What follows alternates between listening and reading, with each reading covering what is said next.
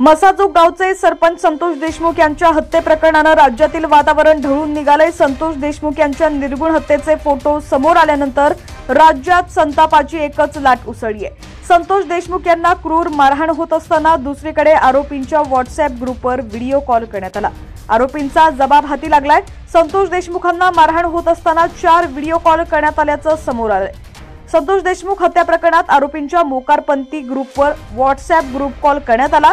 सध्या फरार असलेला आरोपी कृष्ण आंधळे यानं संतोष देशमुखांना मारहाण झाल्यानंतर 3 वेळा व्हिडिओ कॉलवर चेहरा दाखवला असल्याची माहिती समोर आली आहे। सरपंचाचा चेहरा दाखवण्यात आला तेव्हा सरपंचांच्या चेहऱ्यावरील जखमांमधून रक्त येत होतं असा जबाब मोकारपंथी ग्रुपमधील 4 सदस्यांनी दिलाय। देशमुख हत्या प्रकरणात हा जबाब अत्यंत महत्त्वाचा ठरणार आहे। व्हॉट्सअॅप ग्रुप कॉलवर हाच तो मसाजोगचा सरपंच आहे। त्या दिवशी सुदर्शन भैयाला आणि आपल्या पोरांना अडवाला होता असं म्हणत 3 वेळा मोबाईल तोंडाजवळ नेऊन चेहरा दाखवला। त्यावेळी सरपंचांच्या चेहऱ्यावरील जखमांमधून रक्त येत होतं। व्हॉट्सअॅप ग्रुपमधील एका सदस्यानं कृष्ण आंधळेला सांगितलं की वाघ्या लय मारलेला आहे, आता बस करा, सरपंचाला मारायचं, अशा सूचना देण्यात आल्या।